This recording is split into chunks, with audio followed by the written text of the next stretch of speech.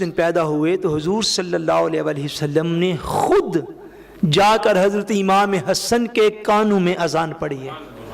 حضور نے خود اذان پڑھی.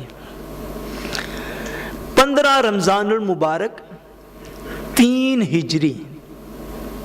کیا بولیے کون سی ڈیٹ؟ 15 رمضان المبارک کون سی ہجری؟ 3 ہجری حضرت سیدنا امام حسن رضی اللہ تعالی عنہ کا یوم پیدائش ہے. اور 5 شعبان المعظم 4 ہجری یوم پیدائش ہے نواس رسول حضرت سیدنا امام حسین رضی اللہ تعالیٰ عنہ کا. ان شہزادوں کی پیدائش کے موقع پر حضور صلی اللہ علیہ وسلم کی یہ سنت مبارک ظاہر ہوئی جو امت کو ملی، اور حضور صلی اللہ علیہ وسلم کی یہ تعلیمات قیامت تک کے مسلمانوں کے لیے عام ہو گئیں.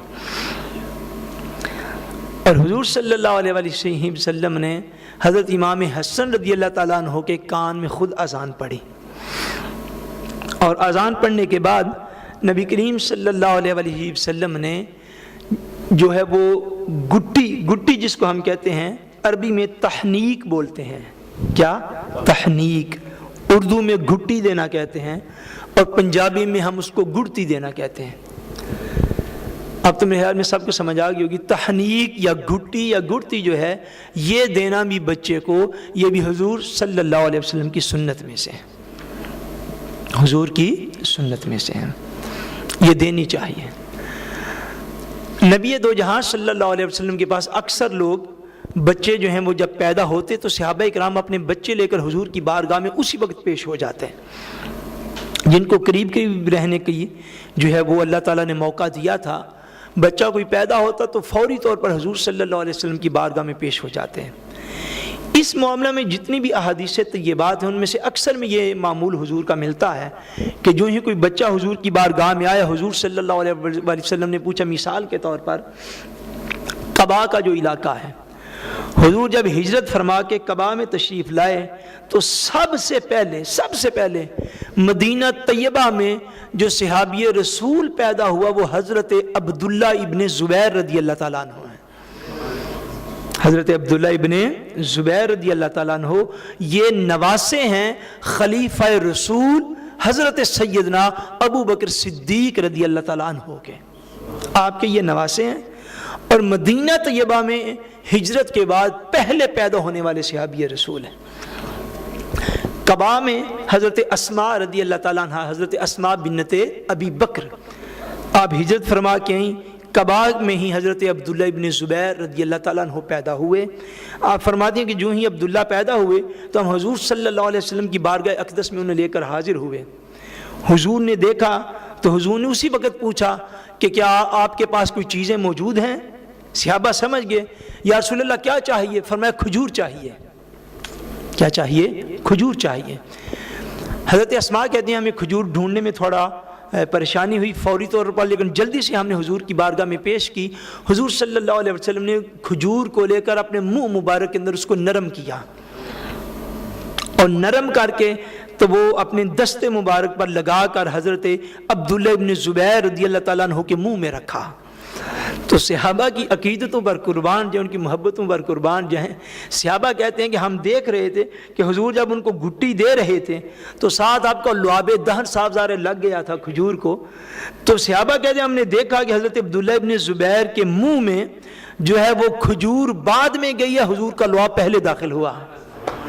یہ فضیلت حضرت عبداللہ ابن زبیر رضی اللہ تعالیٰ عنہ کو ملی.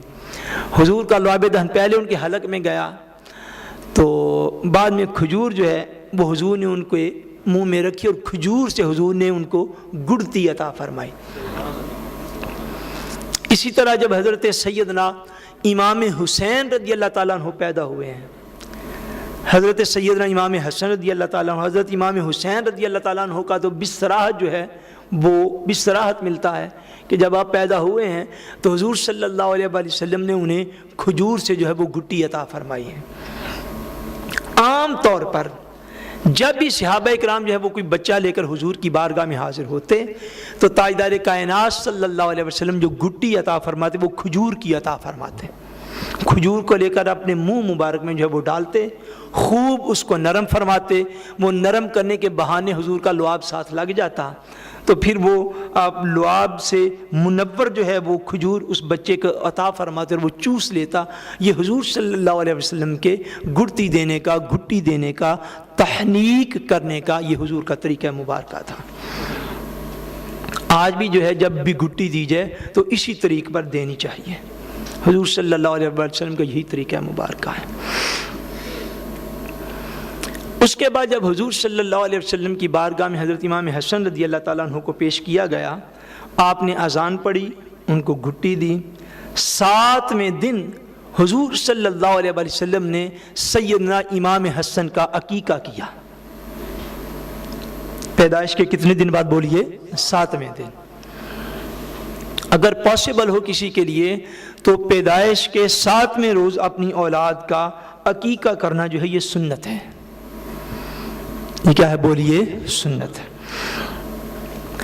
اور عقیقہ کرتے ہوئے نبی کریم صلی اللہ علیہ وسلم نے جو تعلیمات امت کو عطا فرمائی ہیں، اگر اللہ کریم بیٹا عطا فرمائے تو بیٹے کی طرف سے 2 دمبے یا 2 بکرے، اور اگر بیٹی عطا فرمائے تو بیٹی کی طرف سے 1 بکرا یا 1 دمبا جو ہے یہ عقیقہ میں ذبح کیا جاتا ہے۔ اگر کسی شخص کو رزق حلال سے زیادہ توفیق میسر نہ ہو بالفرض، تو لڑکے کی طرف سے بھی 1 ہی دمبا جو ہے وہ بھی ذبح کیا جا سکتا ہے، شریعت میں اس کی بھی گنجائش ہے۔ ہمارے یہاں آنے والے یا ہمیں کثرت کے ساتھ سننے والے لوگ اتنا تو علم دین کم سے کم جان گئے ہوں گے کہ جو معاملات فرض ہوتے ہیں، اوبلیگاتھورسٹ ہوتے ہیں، ان میں اسی طرح کرنا لازم ہوتا ہے، مگر جو اعمال سنت سے ثابت ہوتے ہیں ان میں ہمیشہ گنجائش ہوتی ہے، سنت میں ہمیشہ گنجائش ہوتی ہے۔ اس لیے رزق حلال جو ہے ایکچولی وہ شرط میں سے، وہ فرائض میں سے ہے۔ اگر کسی کے پاس تھوڑا ہی میسر ہے تو وہ بے شک بیٹے کا بھی ایک ہی دے لے۔ صاحب ظاہر حضور کی امت میں غریب بھی ہیں اور امیر بھی ہیں، ملیونیر بھی ہیں اور تھوڑا کمانے والے لوگ بھی ہیں۔ دین تو سب کے لیے ایک جیسا ہوتا ہے نا، دین کی تعلیمات ایسی ہوتی ہیں جو ہر علاقے میں، ہر دور میں، ہر زبان میں لوگوں کو جو ہے وہ میسر آ سکتی ہیں۔ مگر سنت یہ ہے، سنت میں عرض کر رہا ہوں وہ یہ ہے کہ اگر بیٹا اللہ کریم عطا فرمائے تو اس کے لیے 2 دمبے یا 2 بکرے جو ہیں وہ ذبح کیے جائیں، اور اگر بیٹی عطا فرمائے تو بیٹی کے لیے 1 جو ہے یہ ذبح کیا جائے۔ اس طرح 7ویں روز حضور صلی اللہ علیہ وسلم نے حضرت امام حسن رضی اللہ تعالی عنہ کا عقیقہ فرمایا،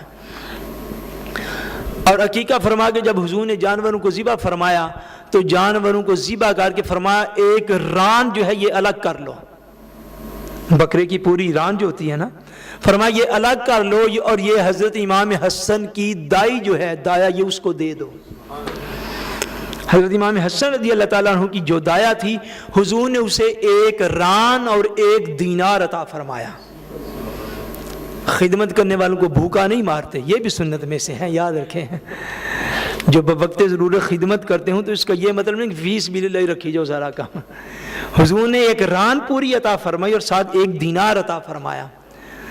آج بھی اگر کوئی شخص عقیقہ کرے اپنے بچے کا تو کتب میں یہ بات باقاعدہ لکھی ہوئی ہے کہ آج بھی وہ جب بکرے کا ذبح کر رہے اس کو تو اس کی پوری ران دایا کو دینا یہ سنت میں سے ہے، پوری ران جو ہے یہ دایا کو دینا یہ سنت میں سے ہے۔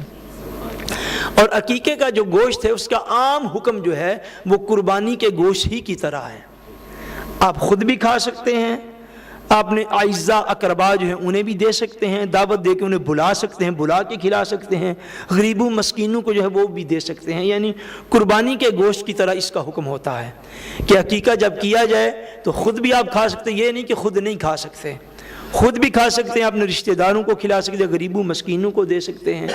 اگر کسی کا اہل و عیال زیادہ ہو، اہل و عیال کسی کے زیادہ ہو، ستور فیملی ہو، بڑی فیملی ہو، تو اس بڑی فیملی میں سے وہ سارے کا سارا خود بھی استعمال کر سکتے ہیں، وہ سارے کا سارا خود بھی استعمال کر سکتے ہیں۔